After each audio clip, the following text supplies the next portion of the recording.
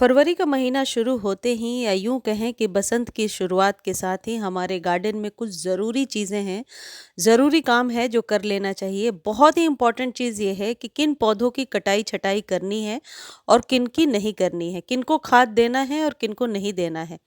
अलग अलग सभी प्लांट के बारे में बताने से अच्छा है मैं इस वीडियो में आपको इकट्ठे ये चीज़ बताती हूँ कि वो कौन कौन से पौधे हैं जिन्हें कि अभी आपको कट करना ज़रूरी होगा। यदि आप कट नहीं करेंगे तो आने वाले टाइम में एक तो फ्लावरिंग कम होगी, दूसरा पौधा बहुत ज़्यादा लेगी हो जाएगा, देखने में खूबसूरत नहीं लगेगा और बुशी नहीं होगा। वैसे तो कटिंग कभी भी की जा सकती है, लेकिन फैब में कटिंग करने के बाद बहुत ही बेहतर रिजल्ट आप 10 से 15 दिनों में ही ले पाएंगे। कटिंग करने के बाद किस खाद को देना है ये वीडियो में आपको ज़रूर अंत में बताऊंगी।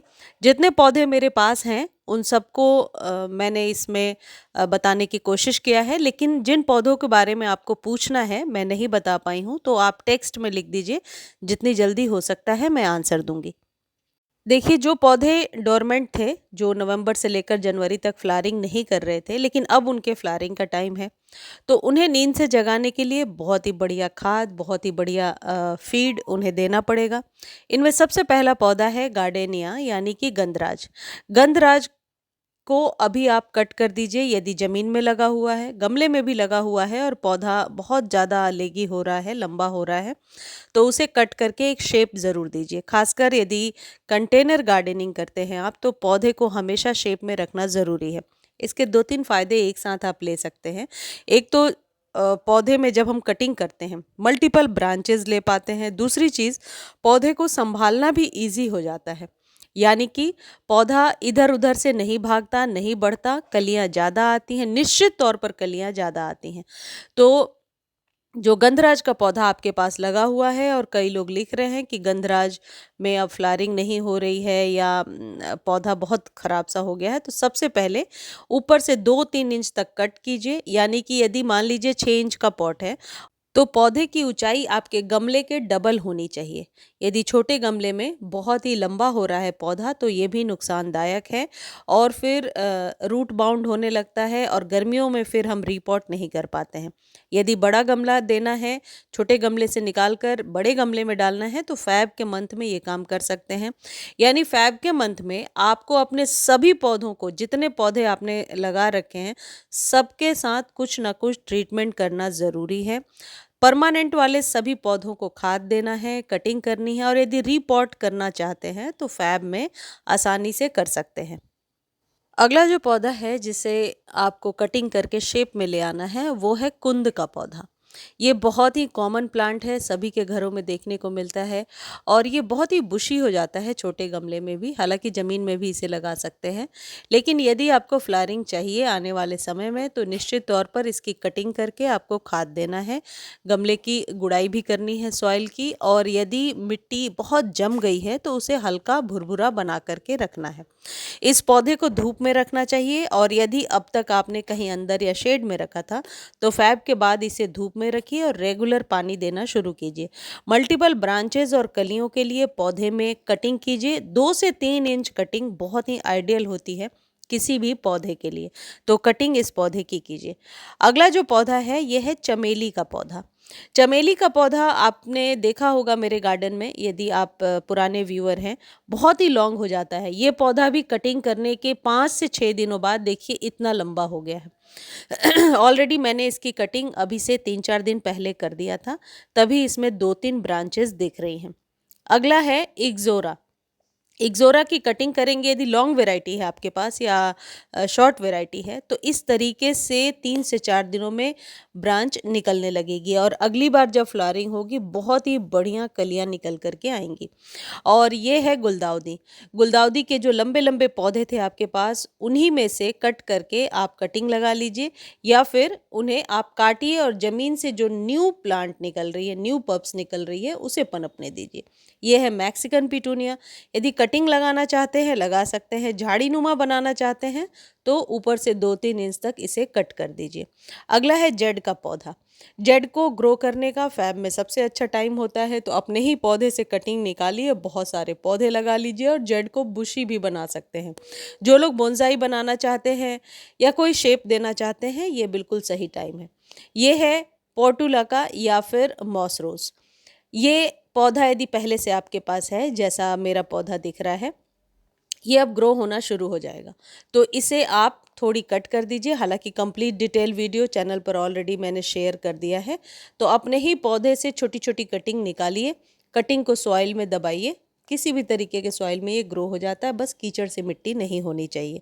सकुलेंट है ये, तो पानी भी कम चाहिए, लेकिन खाद बहुत ज़रूरी है क्योंकि इसमें बहुत सारी फ्लावरिंग शुरू हो जाती है फ़ैब के अंत से ही। तो अभी आप इसकी कटिंग लगाइए और फिर इसमें जो बता रही हूँ वो खाद दीजिए, ये पौधा बहुत अच्छे से ग्रो हो जाएगा। अगला जो पौधा है ये है गुलाब का पौधा। यदि गुलाब आपके पास पहले से है, जैसे ये दिख रहा है आपको, ये मिनिएचर रोज़ है मेरे पास काफ़ी टाइम से। अब इसमें न्यू ब्रांचेज़ इसलिए आ रही हैं क्योंकि मैंने इनको समय रहते कट कर दिया था। तो कटिंग करने से कटिंग के जस्ट नीचे से जो हार्मोन डेवलप होता है वो आपके पौधे के लिए बहुत लाभदायक है। अडेनियम आपके पास है तो अडेनियम को कट कर सकते हैं यदि ओल्ड है। मेरे पास पुराना अडेनियम था, इसे कट किया है और अब ये फ्लावरिंग करेगा जब मैं इसमें खाद दूंगी।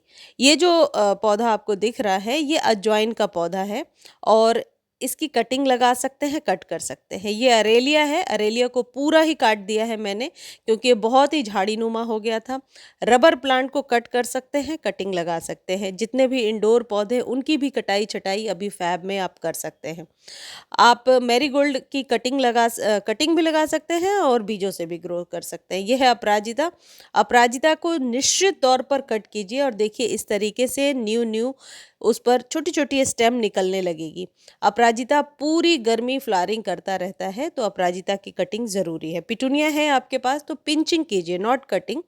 पिंचिंग करते जाइए इस तरीके से जो मैं करके दिखा रही हूँ। ऊपर से 2 पत्तों को पकड़ करके पिंच करना है। ये अप्रैल तक आपके गार्डन में सर्वाइव कर जाएगा। डहलिया है आपके पास तो अब इसमें फ्लावरिंग का टाइम है। जनवरी के एंड से ही इसमें फ्लावरिंग होती है। फर्न का कोई भी पौधा है उसे रूट डिवीज़न से अलग करके लगा लीजिए और इस तरीके से कोई भी पर्पल हर्ट का प्लांट है, कटिंग लगा सकते हैं और बहुत ज़्यादा झाड़ीनुमा हो गया है तो एक शेप दे दीजिए। इसे पानी में ग्रो कर सकते हैं, पानी में भी इसमें फ्लावरिंग होने लगती है, बहुत आसानी से पानी में चलता जाता है। कोई खाद ना मिलाएं, सिर्फ पानी को 2 से 3 दिनों पर चेंज करते रहें, देखिए इसमें फ्लावरिंग भी होने लगती है। अगला जो सबसे इम्पोर्टेंट पौधा है वो है मोगरा। मोगरे को ज़रूर कट कीजिए, गुड़ाई कीजिए और खाद डालिए। कंप्लीट वीडियो ऑलरेडी चैनल पर है किस तरीके से मोगरे को आने वाले समय के लिए रेडी करना है। लेकिन अभी पत्तियां यदि इस तरीके से हो रही हैं क्योंकि ये डोरमेंट हो गया था, तो आप मोगरे में निश्चित तौर पर खाद डालिए, लेकिन कटिंग ज़रूरी है।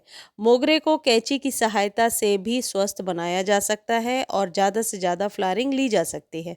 तो मोगरे पर अभी आप कटिंग ज़रूर करेंगे। अगला जो पौधा है ये है तुलसी जी का पौधा। बीजों से ग्रो करना चाहते हैं, बिल्कुल सही टाइम है। कटिंग करके शेप में लाना चाहते हैं, ये सही टाइम है। बस ध्यान रखिए कि संडे और ट्यूसडे का दिन ना हो या अमावस्या एकादशी ऐसे दिनों पर तुलसी जी में कटिंग नहीं करते हैं। बाकी कोई अच्छा दिन देख करके जो आपके नॉलेज में होगा तुलसी जी की कटिंग कर सकते हैं, कटिंग को ग्रो कर सकते हैं, बीजों को निकाल करके बीजों को ग्रो कर सकते हैं। तो तुलसी जी को शेप देने का ये बिल्कुल सही टाइम है। अब अगला जो पौधा है हम सबका फेवरेट, ये है एग्लोनिमा। इंडोर प्लांट है। अभी फैब के बाद आप इसे जब तेज़ धूप होगी तो आपको सेमी शेड में रखना होगा। यदि आपके पास ये पौधा है, रूट डिवीज़न से अलग करके 1 से 2 बनाना चाहते हैं, फैब इसके लिए एकदम सही टाइम है। 5 से 6 इंच का कंटेनर ही इसके लिए बेस्ट होता है। और यदि रीपॉट करना चाहते हैं तो आप फैब में कर सकते हैं। हालाँकि इस पौधे को ज़्यादा कोई कटिंग की ज़रूरत नहीं होती है, लेकिन यदि आपको 1 से 2 पौधे बनाने हैं तो आप इसे खोल करके नीचे से रूट डिवीज़न के द्वारा 1 से 2 पौधे बना सकते हैं। बहुत ही बढ़िया आप यूँ कह सकते हैं डेकोरेटिव हाउस प्लांट है। अगला जो पौधा है ये है कनेर। कनेर को निश्चित तौर पर आप कट कीजिए तभी आप फ्लावरिंग ले पाएंगे। और कनेर के पौधे को कट करके आप ग्रो भी कर सकते हैं, जैसा कि अभी वीडियो में मैं आपको दिखा रही हूँ। कनेर की या गुलाब की कोई भी पेंसिल साइज कटिंग लीजिए और उसे पानी में रखिए। पानी में आप चाहें तो 1 चुटकी फंजीसाइड या दालचीनी का पाउडर मिला सकते हैं। आप देखेंगे 4 से 5 दिन लगेंगे और इसमें इस तरीके से जड़ें बनने लगती हैं। जब जड़ें ऐसी बन जाती हैं, एक वेल रन सॉइल तैयार कीजिए और उस सॉइल में इसे दबाने के बाद सेमी शेड एरिया में रख दीजिए। आप कंप्लीटली बालू में भी लगा सकते हैं, सैंड में बहुत ही अच्छे से ग्रो होता है। क्योंकि कई लोगों की कंप्लेन होती है कि पौधा जब हम पानी से निकालकर सॉइल में शिफ्ट करते हैं तो सूखने लगता है। इससे बचने के लिए बेहतर है कि आप इसे सैंड में लगाइए, इसका जो ग्रोइंग रेशियो है वो ज़्यादा रहता है। मैं तो पहले ऐसे ही करती हूँ, पानी में ग्रो करती हूँ और फिर इसे सॉइल में लगाती हूँ। तो कनेर के साथ ये काम आपको ज़रूर करना है कि आपको इसे कट करना है, फिर खाद देना है। कटिंग को यदि आप ग्रो करना चाहते हैं तो जैसे बताया है वैसे आप ग्रो कर सकते हैं। इसी सेम प्रोसेस से आप गुड़हल की कटिंग भी लगा सकते हैं। गुड़हल को यदि आप कट नहीं करेंगे तो निश्चित तौर पर गर्मियों में ज़्यादा फ्लावरिंग नहीं होगी। यदि गुड़हल का पौधा न्यू है या कोई भी पौधा न्यू है तो कटिंग ज़रूरी नहीं है, लेकिन साल भर पुराना पौधा है, चाहे वो बोगनविला ही क्यों ना हो, आपको कटिंग ज़रूर करनी है। मैंने भी अपने बोगनविला को अच्छे से कटाई छटाई कर दी है ताकि वो आने वाले समय में फ्लावरिंग करे और बुशी हो जाए। ये जो पौधा मैं आपको दिखा रही हूँ ये कड़ी पत्ता है। कड़ी पत्ता को कट करेंगे तो इस तरीके से न्यू पत्ते आप ले पाएंगे। सॉन्ग ऑफ इंडिया या वो पौधे जिन्हें रूट डिवीज़न से अलग करना है, फैब का मंथ बहुत ही सही रहता है उसके लिए। रूट डिवीज़न से 1 से 2, 3, 4 पौधे आप तैयार कर सकते हैं। यदि थोड़ा बुशी बनाना है तो ऊपर से 2-2 इंच कट कर दीजिए, पौधा अपने आप मल्टीपल ब्रांच को निकालेगा। यदि जिजी प्लांट है आपके पास तो फैब के बाद इसमें फ्लावरिंग होती है। आप इसकी कटिंग लेकर पानी में भी लगा सकते हैं, पानी में भी बहुत अच्छे से रूट्स बन जाती हैं। और जिजी प्लांट को फैब में खाद ज़रूर दे दीजिए। वैसे ज़्यादा रिपोर्ट की ज़रूरत नहीं होती है, ऊपर से यदि थोड़ा सा कट करेंगे तो न्यू ब्रांच इसकी ज़रूर निकल कर के आएगी। यह है रंजाई यानी क्लैमिटिस, बहुत ही बढ़िया खुशबू होती है। बेल वाले जितने भी पौधे हैं उनकी कटिंग बहुत ज़रूरी है, तभी आप फ्रेश मल्टीपल ब्रांचेस ले पाएंगे। यदि आप पुरानी बेल को वैसे ही छोड़ देंगे तो एक तो फ्लावरिंग भी नहीं होगी, देखने में खूबसूरत भी नहीं लगेगा।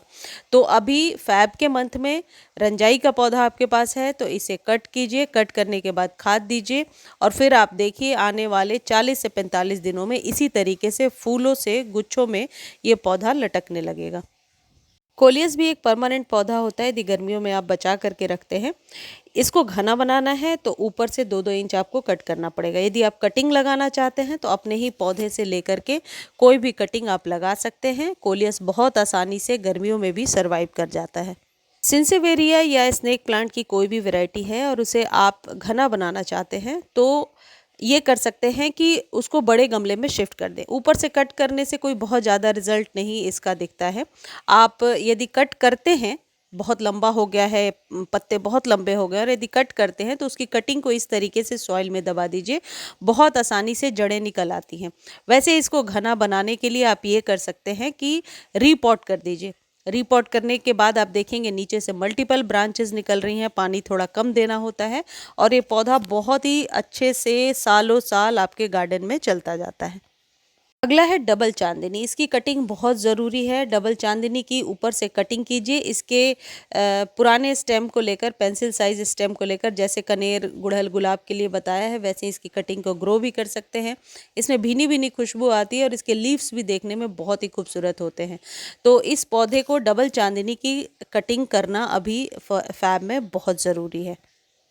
यदि मुसेंडा का पौधा है आपके पास, जो कि बहुत तरीके के बहुत वैरायटीज़ नर्सरी में मिल जाती हैं, मेरे पास ये वाली वैरायटी है। इसके पत्ते भी मखमली और देखने में बहुत खूबसूरत होते हैं। तो यदि पतली स्टिक हो रही है मेरे पौधे की तरह और यदि इसे आप कट कर देते हैं तो निश्चित तौर पर मल्टीपल ब्रांचेस लेंगे और फैब में इसको कट करने से फ्लावरिंग भी आप जल्दी ले पाएंगे।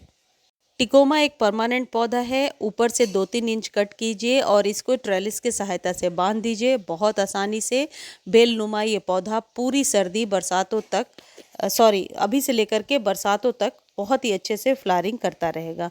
तो टिकोमा यदि आपके पास है तो इसकी कटिंग ज़रूरी है। स्पाइडर प्लांट एक बहुत ही अच्छा एयर प्यूरिफाइंग प्लांट है, इसे घर में ज़रूर लगाना चाहिए। इसके पब्स को लेकर के सॉइल में या पानी में ऊपर से रख दीजिए, जड़ें बहुत आसानी से बन जाती हैं। प्रियाज बालकनी गार्डन वाले चैनल पर कल ही बताया है मैंने कि स्पाइडर प्लांट की पल्प्स पानी में कैसे ग्रो हो जाएंगी और मिट्टी में कैसे ग्रो होंगी, तो आप जा कर के देख सकते हैं। देखने में बहुत ही अट्रैक्टिव लगता है और इसको अभी कटिंग नहीं करना है, रूट डिवीज़न से अलग करना है, या फिर इसकी कटिंग लगाना चाहते हैं तो आप पल्प्स लेकर के सॉइल के ऊपर रख दीजिए, बहुत आसानी से ग्रो हो जाएगा। टर्टल वाइन की कटिंग अभी आप लगा सकते हैं। इसे कहीं से भी छोटी सी कटिंग लाइए, लगा लीजिए, या आपके पास पहले से है और पौधा, क्योंकि सर्दियों में इसके पत्ते येलो येलो से दिखने लगते हैं जो खूबसूरत भी नहीं दिखते हैं, तो आप इसे थोड़ा थोड़ा कट कर दीजिए, बहुत जल्दी ये ग्रोथ ले लेगा। आपके पास इस तरीके से इंग्लिश आईवी है तो इसकी कटिंग लगा सकते हैं, या सर्दियों में पौधा पीला पड़ गया है तो इसकी अच्छे से कटाई छटाई कर दीजिए, ताकि जब न्यू पत्तियां निकल करके आए तो ये देखने में बहुत ही खूबसूरत लगेंगी। किसी भी वैरायटी का क्रोटोन है आपके पास, तो क्रोटोन को गर्मियों में हरा भरा रखने के लिए अभी ऊपर से 2-3 इंच कट करना ज़रूरी है और खाद देना भी ज़रूरी है। सदाबहार एक परमानेंट पौधा है तो अभी बीजों से भी ग्रो कर सकते हैं, इसकी कटिंग लगा सकते हैं, लेकिन एक काम ज़रूर कीजिए कि ऊपर से 2-2 इंच कट कीजिए ताकि ये पौधा घना मिल सके आपको। ये जो पौधा है इसका नाम आप लोग जिन्हें भी पता होगा प्लीज़ आप लोग ज़रूर कमेंट सेक्शन में बताइएगा। ये मुरैया का पौधा है जैसा मुझे पता है, लेकिन कई लोग अलग अलग नाम से पुकारते हैं। इस पौधे को कम पानी की ज़रूरत होती है, लेकिन हमेशा मैंने देखा है कि जब फैब में एक अच्छी कटाई छटाई हो जाती है तो आने वाले पूरे गर्मियों में बरसात तक ये पौधा बहुत अच्छे से फ्लावरिंग करता रहता है। ये पौधा भी है यदि आपके पास कॉक्सकॉम, तो इसकी कटिंग अभी कर सकते हैं। कटिंग करने से मई तक आप इसमें फ्लावरिंग अच्छे से ले पाएंगे। अडेनियम की कटिंग ज़रूर कीजिए। अडेनियम की कटिंग अभी करके आप कटिंग के द्वारा भी ग्रो कर सकते हैं, बीजों से भी ग्रो कर सकते हैं, लेकिन अभी कटिंग करने से फ्लावरिंग बहुत ही अच्छी ले पाएंगे। यदि आप एलोवेरा की कटिंग लगाना चाहते हैं या फिर रूट डिवीज़न से अलग करके लगाना चाहते हैं, दोनों के लिए स्प्रिंग सबसे बढ़िया सीज़न है। एलोवेरा में कोई भी कैल्शियम युक्त खाद देना सही होता है। स्टोन डस्ट वगैरह यदि आपके पास है या कोई भी कैल्शियम नाइट्रेट की गोलियां हैं तो उन्हें पानी में घोल करके 1 चम्मच आप अपने एलोवेरा को दे सकते हैं। इन सभी खाद को खरीदने का लिंक डिस्क्रिप्शन में दिया हुआ है। लिंक कॉपी नहीं कर पा रहे हैं तो आप मुझे टेक्स्ट कीजिए, आपको मैं लिंक प्रोवाइड कर दूँगी। यदि लकी बाम्बू को आपने सॉइल में लगा रखा है तो अभी इसकी कटिंग करने से इसमें मल्टीपल ब्रांचेस निकल करके आएंगी, और इसे यदि पानी में भी आपने लगा रखा है तो ऊपर से थोड़ी थोड़ी 1-1 इंच कटिंग ज़रूर कर दीजिए। जेरेनियम एक परमानेंट पौधा है और आप चाहते हैं कि जेरेनियम आपके गार्डन में लंबे समय तक चलता रहे, तो अभी आप इसकी कटिंग अपने ही पौधे से लेकर के लगा सकते हैं, या फिर इसकी कटिंग को ग्रो करने का एक और तरीका है कि रूट डिवीज़न से अलग कर सकते हैं, लेकिन इसमें कटिंग थोड़ी थोड़ी ज़रूर कर दीजिए, इससे न्यू फ्रेश पत्तियाँ निकल करके आएंगी। रात रानी यदि आपके पास है तो आप इसकी कटिंग ग्रो कर सकते हैं, इसकी कटिंग लगा सकते हैं।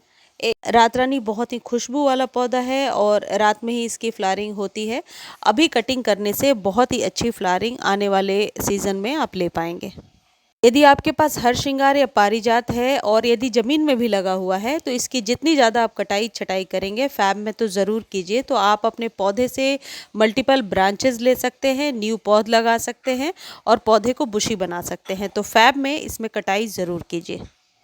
सर्दियों में नाग चंपा बहुत अच्छे से फ्लावरिंग करता है, लेकिन फैब में इसकी कटाई करने के बाद दोबारा फ्लावरिंग के लिए आप रेडी कर सकते हैं, तो नाग चंपा की कटाई अभी फैब में ज़रूरी है। और यदि प्लमेरिया भी है आपके पास, चंपा का पौधा भी है, तो उसे भी आप कट करके न्यू पौध बना सकते हैं, या फिर आप उसकी कटिंग करके उसे मल्टीपल ब्रांचेस के लिए उगसा सकते हैं। चलिए अब मैं बताती हूँ कि खाद कौन सा देना ज़रूरी है। माली के अनुसार नीम खली और किसी भी प्रकार के कंपोस्ट को, या तो वर्मी कंपोस्ट या काउ डंग मैन्योर, सभी पौधे में गुड़ाई करके 2-2 मुट्ठी आपको देना है। दोनों को मिक्स करके दे सकते हैं। नीम खली तो बहुत ही ज़रूरी है अभी फैब में देना, फिर आपको 3-4 महीने तक देने की ज़रूरत नहीं पड़ेगी। नीम खली आप निश्चित तौर पर अपने सभी पौधों में ज़रूर डालिए, खासकर जो परमानेंट पौधे हैं जिनसे आने वाले समय में आपको फ्लावरिंग लेनी है। और नीम खली के साथ साथ यदि घर की बनाई हुई खाद की बात करें तो आपके पास चाय पत्ती है जो ड्राई फॉर्म में है, इस्तेमाल की हुई चाय पत्ती को धो करके सुखा लीजिए और एक मुट्ठी अभी अब एक एक मुट्ठी अपने सभी पौधों में ज़रूर डालिए। साथ ही साथ जब ये खाद आप दे देंगे उसके बाद जो खाद मैं बताती रहती हूँ अक्सर फ्लावरिंग के लिए, जैसे बनाना पील्स वाले फर्टिलाइज़र, उनको रेगुलर बेस पर देने से आपके सभी पौधे में आप बहुत ही अच्छी फ्लावरिंग लेंगे। मुझे उम्मीद है ये वीडियो आपको अच्छी लगी होगी और प्लीज़ आप लोग सब्सक्राइब भी कर दिया करें और इस वीडियो को फेसबुक पर देख सकते हैं, लिंक डिस्क्रिप्शन में दिया हुआ है। धन्यवाद।